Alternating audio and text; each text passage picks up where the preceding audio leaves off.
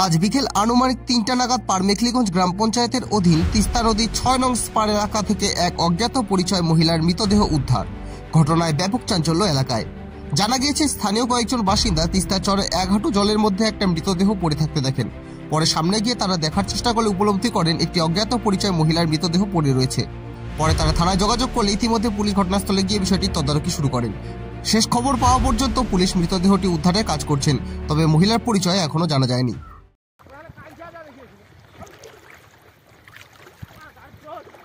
মহিলা বোধহয়